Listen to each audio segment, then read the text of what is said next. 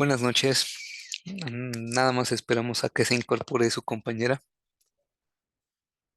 Sí, profe, gracias. Una disculpa porque voy llegando del trabajo, venía corriendo, perdón. No, no hay problema.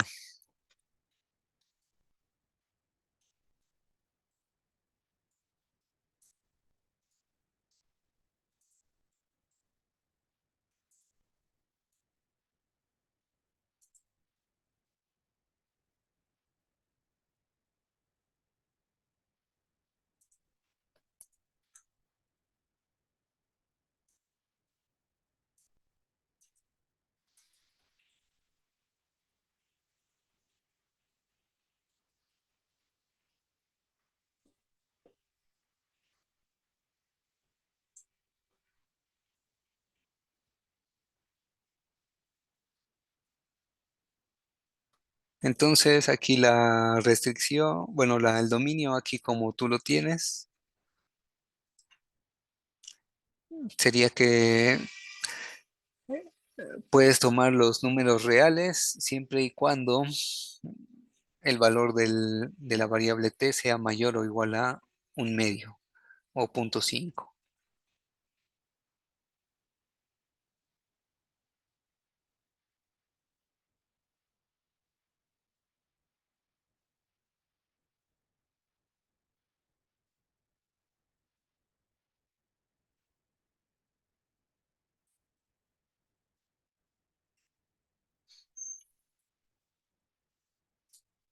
¿Sí? Sí, Y para el rango muchas veces puede ser un poquito más difícil determinarlo. El rango se determina despejando a la variable de nuestra función. Es decir, en este caso tenemos que g de t puede, en la notación de funciones, g de t representa a la variable dependiente, que muchas veces representamos como y. Y es igual a, y aquí ponemos la función 2t menos 1. Aquí lo que estamos, con esta notación estamos diciendo que la función g depende de la variable t. Entonces, para encontrar el rango tenemos que despejar la variable independiente o, o despejar a t. En este caso no tiene mucho problema. La raíz pasa como potencia.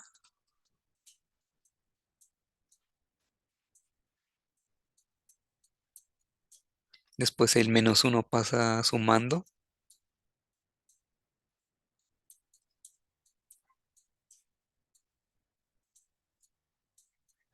Después el 2 pasa dividiendo, ¿no?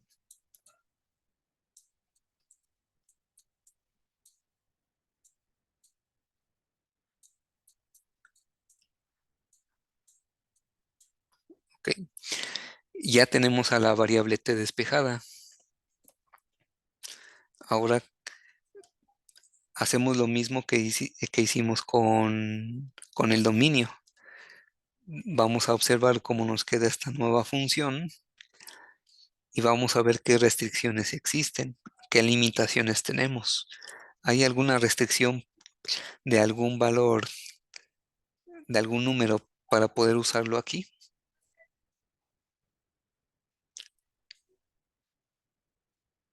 ¿Con estas operaciones tenemos alguna restricción?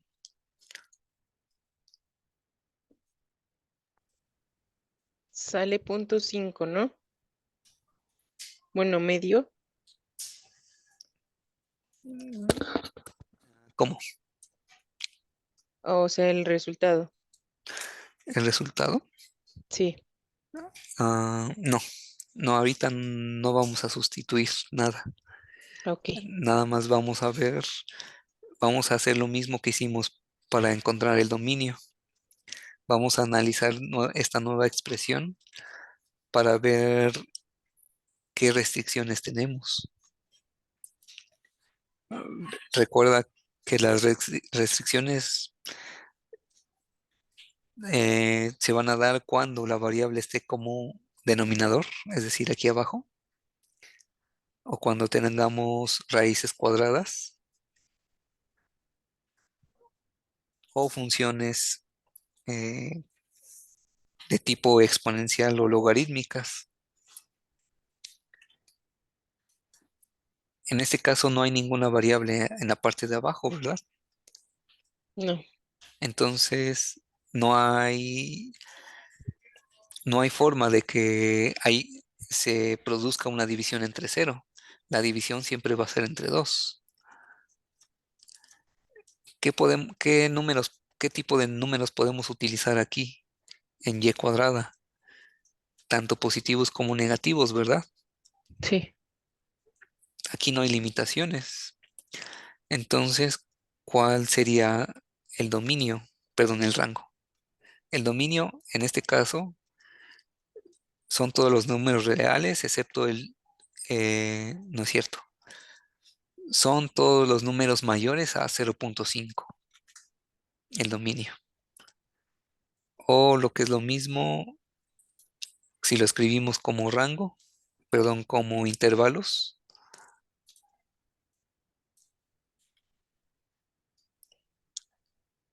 Mm,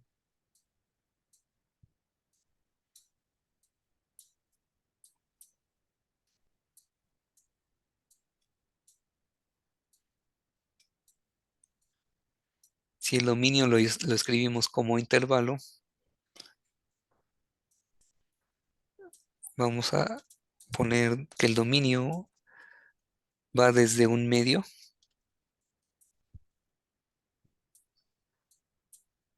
perdón, el un medio sí lo podemos tomar. Entonces hacemos un intervalo cerrado por la izquierda. Usamos corchete hasta infinito. Desde un medio hasta adelante podemos usar infinito. cualquier valor. Y como aquí tenemos un infinito, aquí tiene que ser forzosamente intervalo abierto, paréntesis. Y este sería nuestro dominio. Cualquier número positivo siempre que sea mayor a un medio. Mayor o igual a un medio. Aquí está nuestro resultado de Ok, mayor o igual a un medio. Ese es el dominio. Ahora, de este lado, ¿qué es lo que nos dice esta fórmula de rango? Como aquí no hay limitaciones, no hay variables como denominador, no hay raíces cuadradas, no hay funciones exponenciales ni logarítmicas, entonces no hay restricciones de uso de algún número para la variable y.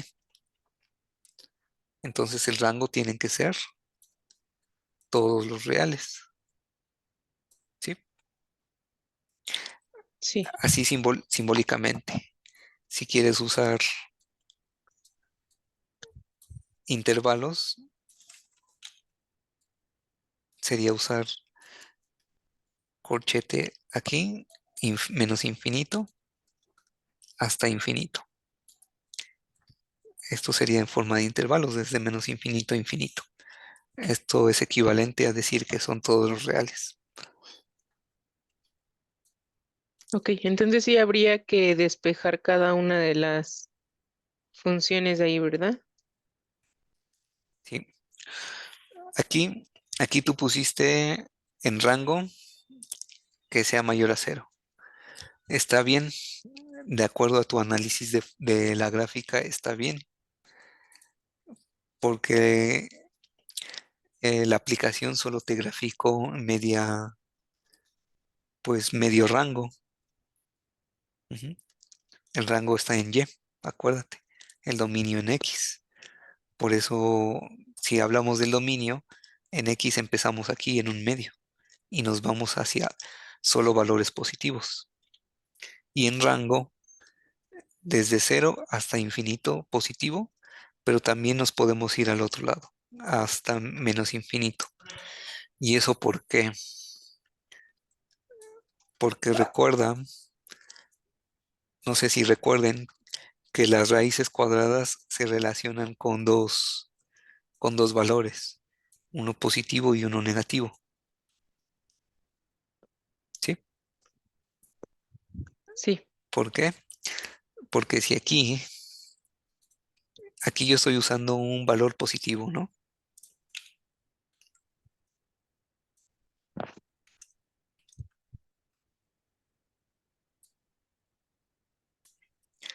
Un 3 positivo al cuadrado, pues es 9. Pero también podría usar un 3 negativo. 3, este negativo, cuando lo elevemos al cuadrado, se va a volver positivo y el resultado va a ser el mismo, 9 también. Entonces aquí podemos usar dos valores.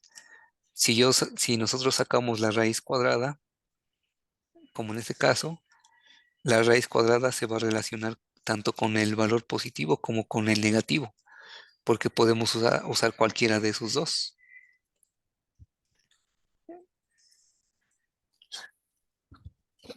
Entonces aquí también podemos graficar valores negativos cuando, cuando determinemos la raíz de 2t menos 1. Pongo un valor positivo, pero por el otro lado también pongo un valor negativo. Positivo, negativo del otro lado, positivo, negativo de este lado. Cuando grafiquemos, vamos a tener una línea curva tanto en el lado de los positivos como en el de los negativos. Pero la aplicación solo, solo grafica la media solución. ¿Sí? sí, Hay veces en que no siempre vamos a considerar el valor negativo. Por lo regular siempre nos quedamos con el valor positivo. ok. ¿De acuerdo?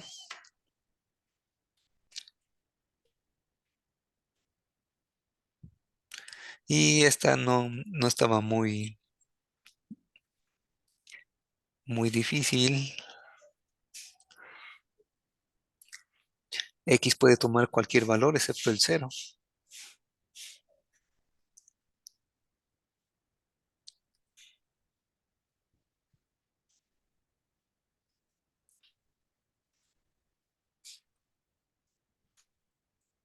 Mm,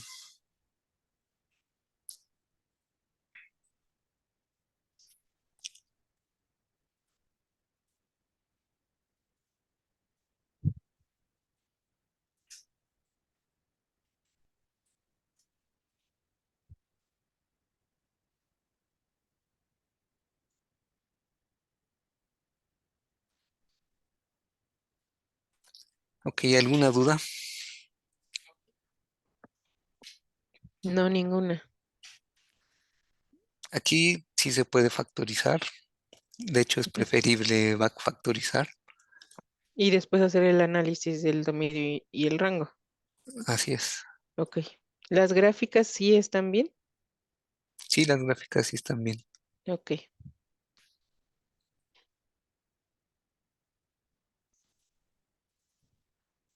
Eh, 1y 1.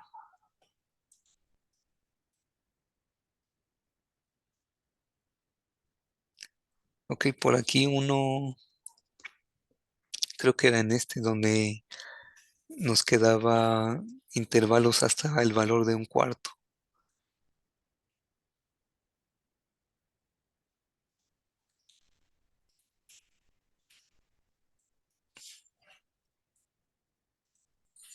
Gráficamente no se puede determinar muy bien, tendríamos que hacerlo analíticamente.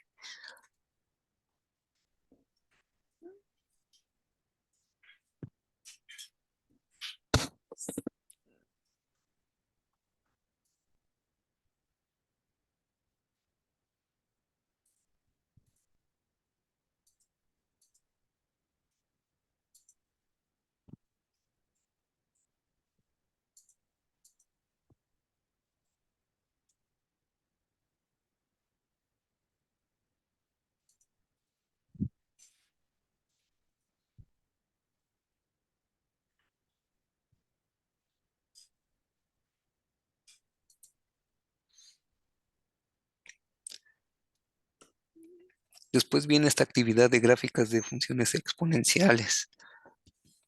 Mm,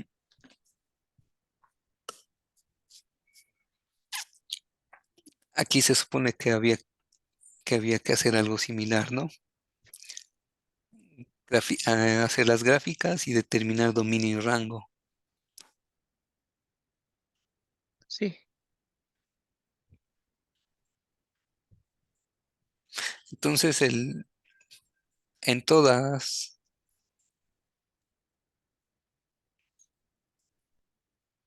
en todas el dominio siempre es de todos los números reales.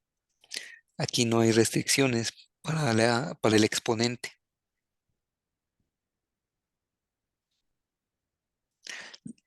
Para el rango, ahí sí cambia.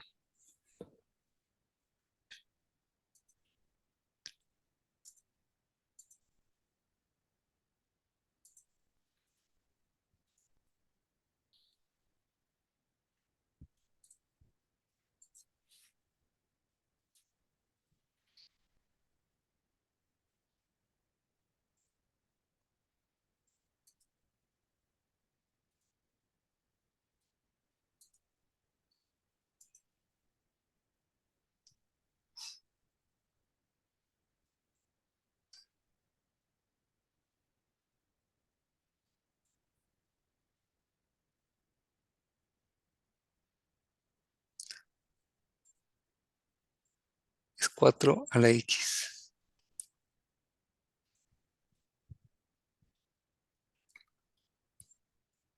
Entonces a X nosotros podemos con libertad darle valores tanto positivos como negativos.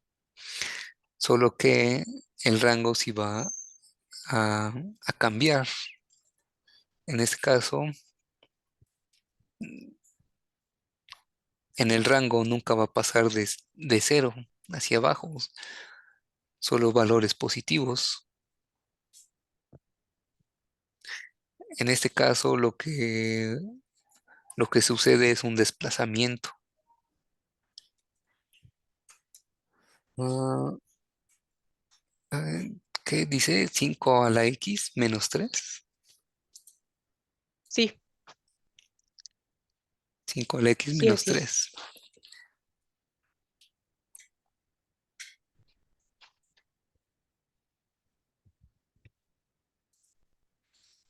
Entonces igual aquí es 5 a la X a la menos 3. Para X podemos asignarle cualquier número, positivo o negativo, pero el dominio va a estar restringido por ese,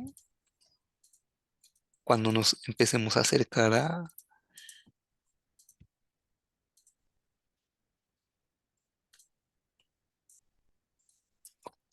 ok, ¿por qué, por qué vamos a tener esa limitación?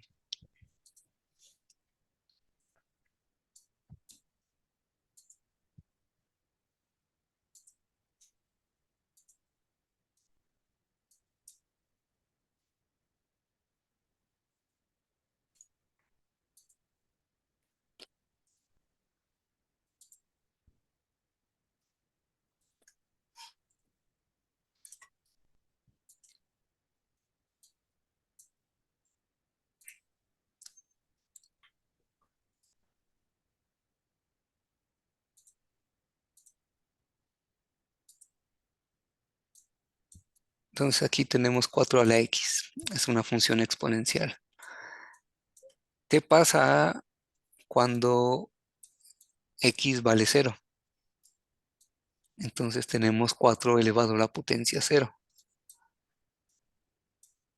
¿Cuánto es 4 a la potencia cero? Cero. No.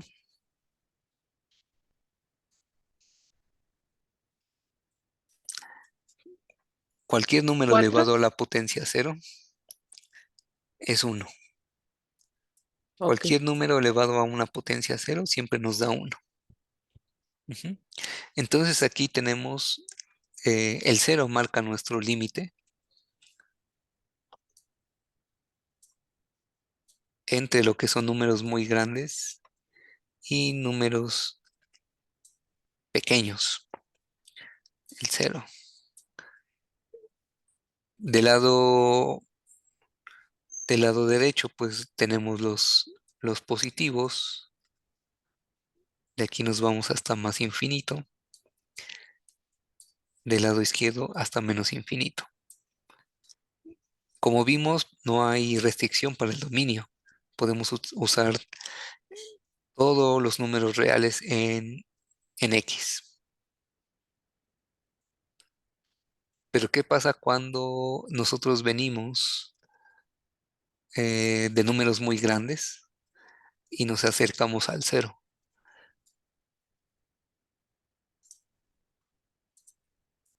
Una función exponencial siempre se comporta de esta manera.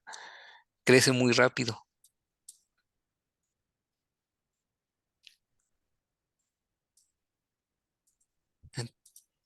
Aquí vamos a poner el uno, ¿sí? Sabemos que un número elevado a la potencia cero siempre va a ser uno. Aquí, aquí va a pasar nuestra curva, nuestra gráfica. Y una función exponencial siempre se comporta así. Va aumentando primero lentamente, pero conforme vamos avanzando, su O velocidad va más rápido. aumentando Sí. mucho. Pero cuando nosotros pasamos el cero, entonces ya estamos con exponentes negativos. Estamos hablando de 4 a la menos un número n.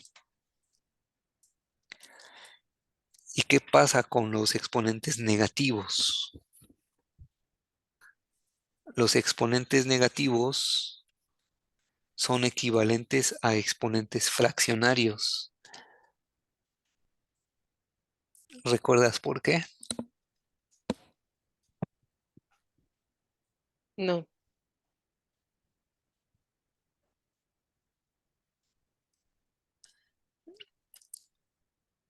Un exponente en negativo, mm, hay una propiedad de los exponentes. Aquí hay que recordar un poco de propiedades de los exponentes, que dice que si nosotros tenemos a, a la n entre a la m, mm, primero, algo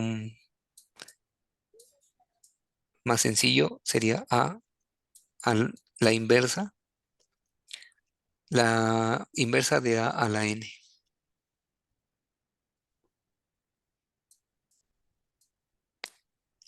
La inversa de a la n la podemos representar como un exponente, como un número elevado a un exponente negativo.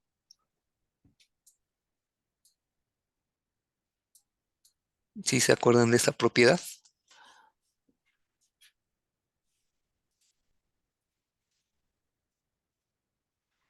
yo sí, sí lo he visto. ¿Sí? L- A esto le llamamos la inversa. 1 entre a la n es igual a elevada a la menos n. Entonces esto es equivalente a 1 entre el 4 elevado a la n.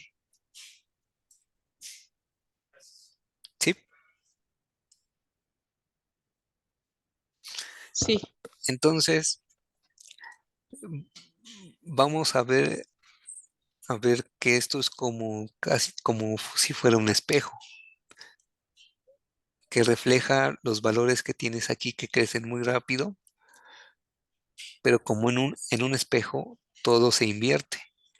hacia abajo. Y en lugar, mm, no, eso sería más bien simétrico, pero como aquí los valores crecen muy rápido, ahora vamos a crecer, pero más bien vamos a disminuir, ya no vamos a crecer, vamos a disminuir, pero no rápido, sino muy lento. Por ejemplo, si tú tomas un valor que está por aquí, es un valor muy grande, ¿no? ¿Qué pasa si tomas ese valor muy grande y le sacas la inversa? ¿Qué pasa cuando divides uno entre un valor muy grande?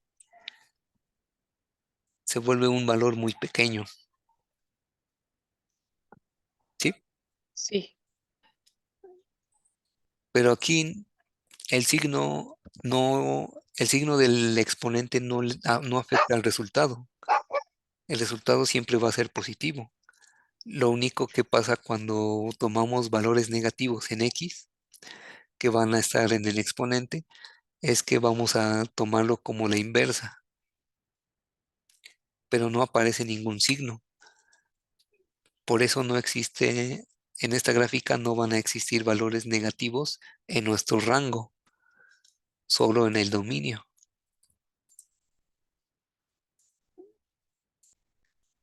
Y lo único que va a pasar es que esto va a seguir disminuyendo muy lentamente, y nunca va a tocar pero la...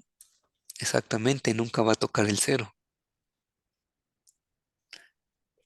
Decimos que esto disminuye asintóticamente, acercándose a cero, pero nunca a tocarlo. ¿Sí? Sí, Ahora, ¿qué pasa cuando tú le metes un término independiente? Es decir, le agregas, le sumas o le restas una constante. Por ejemplo, aquí dices -3, aquí -2, aquí +4, aquí -1. El efecto de sumar o restar una constante para cualquier función, para cualquier tipo de función, es que la va a desplazar a la gráfica. Tú tomas a esta gráfica, tú tomas solo la línea azul y la vas a mover hacia arriba o hacia abajo.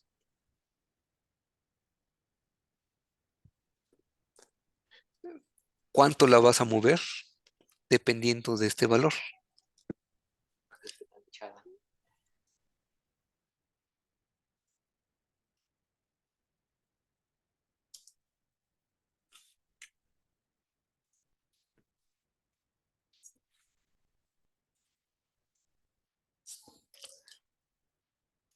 Vamos a suponer que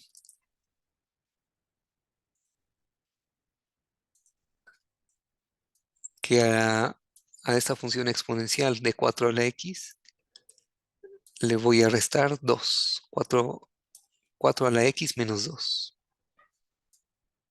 ¿Sí? La gráfica se va a comportar similar, de forma similar,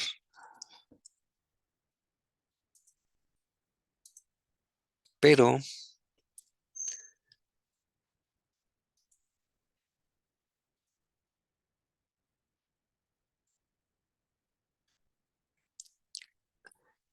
ahora la línea azul está desplazada hacia abajo, como indica este menos 2.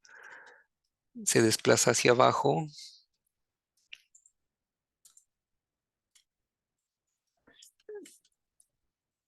¿Cuántas unidades se desplaza hacia abajo? Pues 2. Aquí 1 y aquí 2. La línea ya no cruza perdón, ya no cruzaría en 1, cruzaría en 1 negativo, ¿sí? En -1, porque se desplazó 2 unidades. Una unidad sería que cruce en 0, 2 unidades que cruce en -1, ¿sí?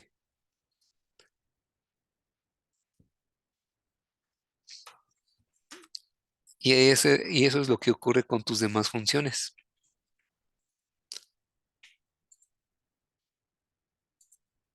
En este caso, tú estás restando -3 y lo que pasa con la gráfica es que si antes cruzabas, si tú omites el -3, tu línea verde siempre va a cruzar por el uno positivo, ¿sí?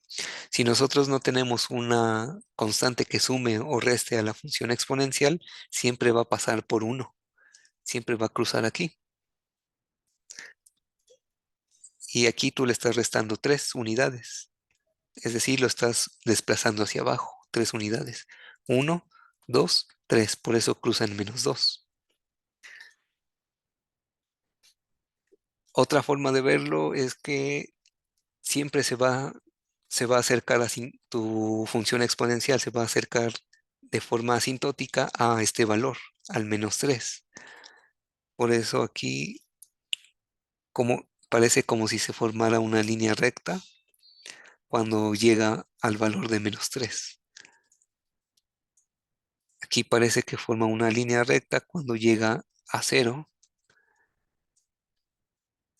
En este caso sería en -2 y aquí sería en 4 positivo. Sí, 4 positivo. Aquí sería -1 y ya.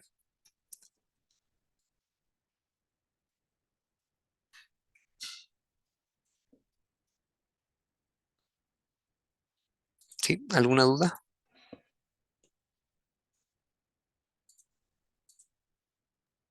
No, ninguno.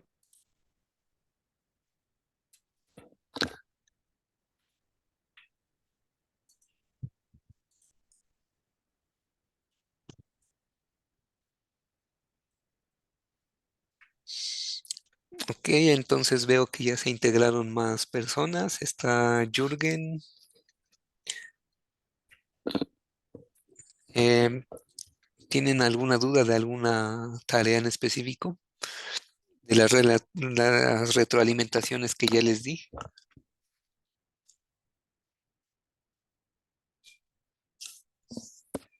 No, profe.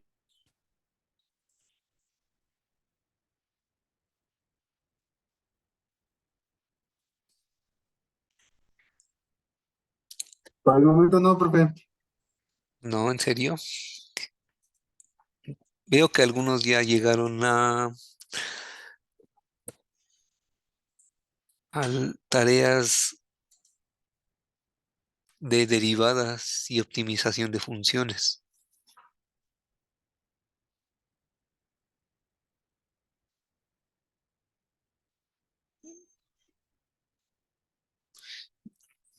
Ya pasaron por un punto de equilibrio del mercado. ¿Hay dudas en lo que es punto de equilibrio del mercado? Aquí Sí, en el segundo matema- ejercicio. aquí en matemáticas para negocios tenemos dos tipos de puntos de equilibrio. Uno que le llamamos punto de equilibrio del mercado y otro punto de equilibrio de la empresa. Lo que ocurre muchas veces es que se confunden los dos puntos de equilibrio y cuando estamos hablando de uno, eh, mezclan términos del otro punto de equilibrio. Punto de equilibrio de la empresa es determinar la cantidad que yo tengo que tener de ingresos para que igualen a mis costos y así saber en qué momento empiezo a tener utilidades. Mientras mis ingresos no igualen a los costos, voy a estar en pérdida. Eso no es malo, es normal de cualquier empresa, de cualquier negocio que va iniciando. Si ustedes tienen invertido cierto capital, pues es lógico que lo vean como números rojos. Mientras vayan teniendo ingresos, esos ingresos van cubriendo cada vez más a los costos. El, ob- el objetivo es analizar si la velocidad a la cual nosotros vamos generando ingresos es redituable para el negocio, si es conveniente. Sí, ustedes podrían recuperar su capital en 2, 3 años y estaría perfecto. Pero si después de un análisis ustedes ven que su capital lo van a recuperar hasta dentro de 10 o 15 años, quizá no sea redituable. ¿Están de acuerdo? Sí, Hay ciertos tipos de inversiones que sí, que la recuperación de la inversión es en décadas, pero pues cuando nosotros tenemos un negocio pequeño de una empresa de cierto tamaño, lo más razonable es que sea eh, a lo máximo de tiempo, pues alrededor de 5, 6, 7, 6 años, ¿no? Aquellas inversiones que pueden durar décadas, sobre todo son tipos de inversiones que los toman los bancos.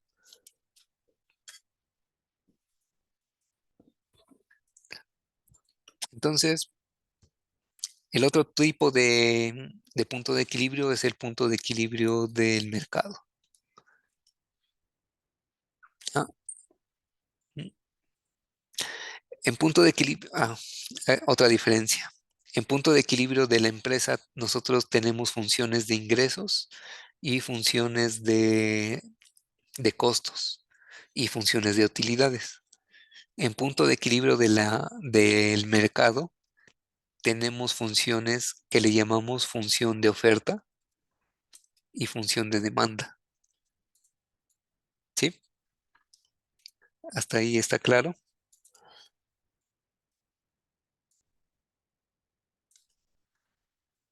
Y las funciones de oferta y demanda dependen de dos variables. Dependen del precio del producto y de la cantidad. Cuando nosotros manejamos, cuando nosotros analizamos el punto de equilibrio de la empresa, nuestras funciones dependen no solo del precio, tam- em, también de la cantidad y de los costos.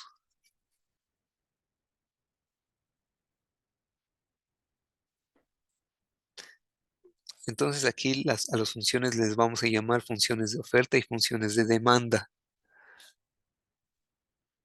Creo que ya se va a acabar el tiempo. Falta un minuto. Mientras voy a abrir un archivo aquí que hay en el material para ver el punto de equilibrio del mercado.